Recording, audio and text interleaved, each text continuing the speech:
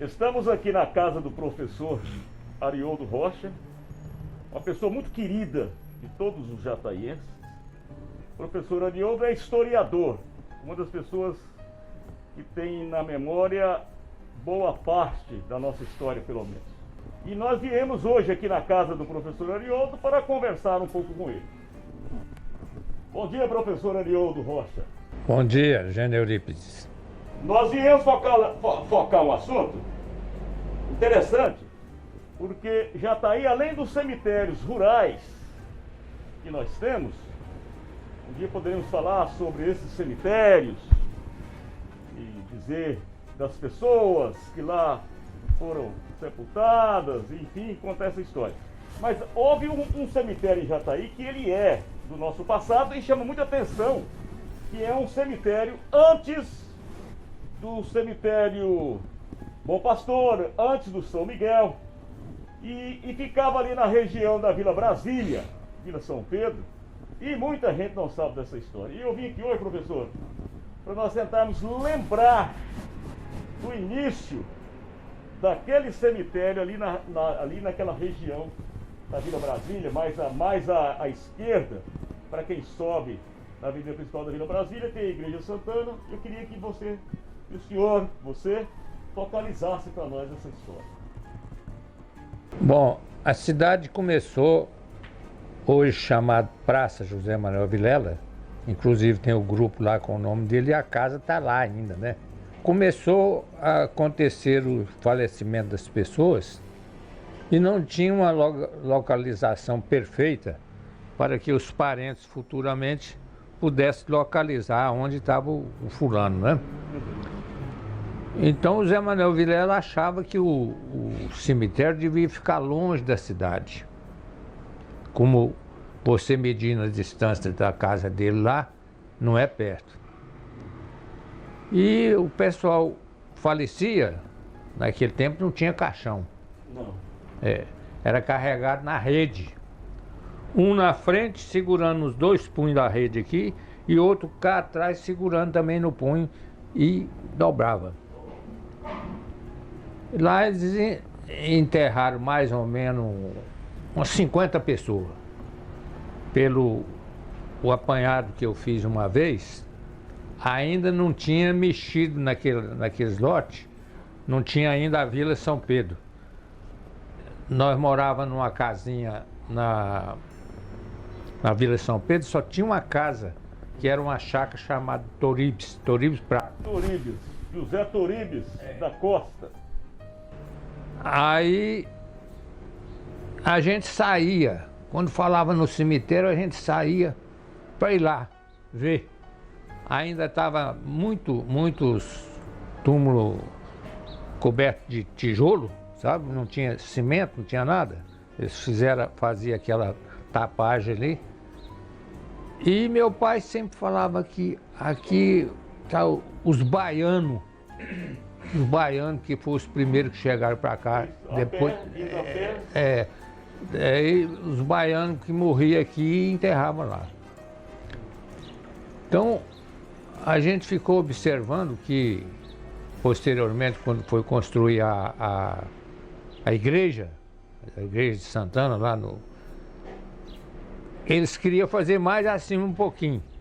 Mas mais acima um pouquinho era justamente onde estavam localizadas as sepulturas, né? Aí fez mais para baixo. Aí fez mais para baixo um pouquinho. Então a dona Leocádia Perpétua da Silveira, que era a mulher do Zé Manuel Vilela, achou que estava longe demais, muito longe. Aí pediu o Zé Manuel Vilela para trazer mais para perto, né? Então aí veio e construiu o cemitério ali, que segundo consta ele foi inaugurado em 1880. Esse cemitério. Esse cemitério. Deixa eu fazer uma parte aqui para perguntar o seguinte. Você citou aí a dona Leocádia Perpétua da Silveira, esposa do José Manuel Vilela. Ok. Conta a história que ela teve um filho sepultado nesse cemitério. Isso é verdade? É verdade. O filho dela então foi sepultado lá. E conta também a história, eu já ouvi dizer isso, e ela interessou depois retirar, exumar, vamos dizer assim, não tinha essa expressão, né? Essa é a palavra exumação, transferir, né? Enfim, os restos mortais do seu filho para o novo cemitério. Isso então é mais ou menos... Inclusive no cemitério novo aqui, de 1880, lá tem um conjunto de três torres que é totalmente da família Vilela. Então ele está por ali, capaz que colocou ali. Naquele local. Essa história é interessante demais da conta. E conta também, aí eu não sei o lado verídico disso, mas eu acho muito bonito, que teve algumas pessoas sepultadas nesse cemitério, vamos dizer assim, cemitério Santana, entre aspas, né? Entre aspas, que foram mortos pelos índios. Foram mortos pelos índios também, naquele desencontro certo. Dos brancos com os indígenas. Isso tem alguma passagem disso aí.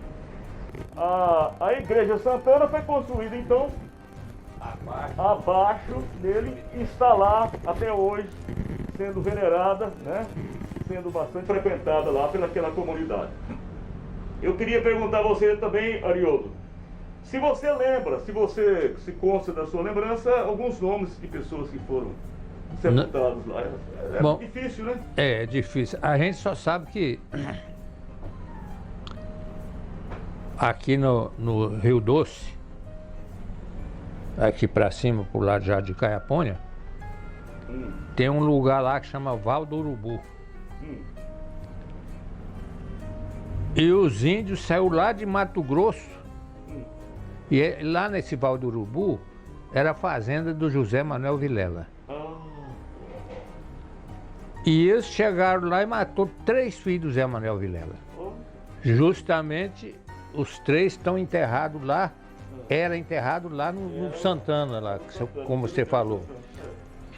Aí foi que, quando construiu o de cá, transferiu os restos mortais que ainda existiam aqui para as torres que tem ali. Aquelas 3 torres ali. Essa parte é interessante. Então os filhos dele, o José Manuel Vilela, um dos fundadores da nossa cidade, então eles foram mortos nessa circunstância. E os corpos depois, então, bem depois, trazidos para cá, dada a distância, até de fazer... Para fazer as visitas.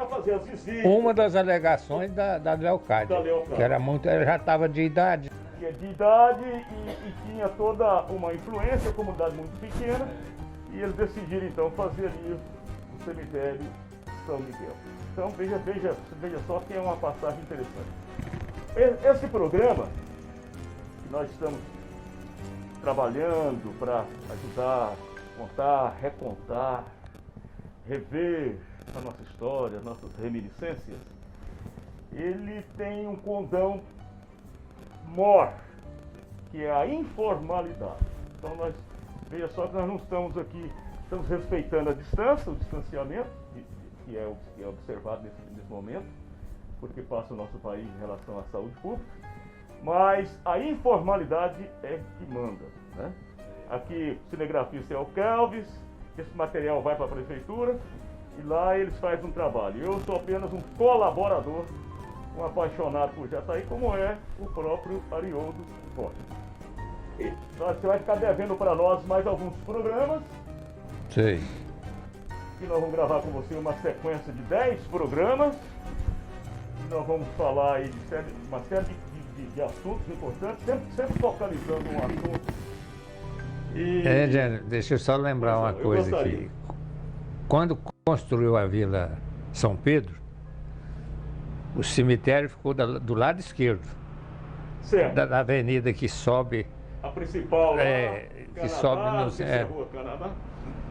Então, teve uma época que eu, acompanhando os fatos, a história, resolvi fazer uma visita lá. Aí tinha um cidadão que morava quase de frente, o resto das sepulturas que tinha lá, né? Que hoje tudo é casa. E ele falou, não sei se ele era meio certo, não era certo. O senhor veio aqui para tirar esse cemitério daqui, que esse povo não deixa eu dormir. Ah, ele era assombrado. Assombrado, não deixa eu dormir. Você vê que Falei, uai, rapaz, falei para ele assim, mas você não vai na igreja, não reza ali para eles? Não adianta, eles não saem daqui de jeito nenhum. Eu fiquei Você pensando. na imaginação dele. Na imaginação dele. Que os espíritos estavam ali, penando por ali e fazendo arruaça. Espíritos delicados. Então você morou lá na região? Morei ali era uma chacrinha do seu Turibes Prado. Eu sei. Nós moramos ali em 46. Ah, tá. 45, 46 nós moramos. Mas o ex-prefeito Nelson Antônio da Silva, a mãe dele, não morou ali também, naquela região? Mais para baixo, ali? Não, nesse tempo não tinha. Não tinha casa era lá. só você. Era só a chácara do Turibes, que é a Vila São Pedro completa. Ah, ali era a chácara dos Turibes, porque um deles eu acho que foi candidato a vereador, e amigo meu, José Turibes da Costa. Então ali era a chácara e a chácara depois foi loteada e transformou na nossa histórica e querida Vila São Pedro. São Pedro. Não é? E muito bem, então eu quero agradecer penhoradamente por essa fala inicial da abertura desses programas com o professor Arioldo Rocha. Ele já tem matéria, farta matéria já no YouTube e outras publicações vão sair por aí também. E nós vamos voltar aqui em breve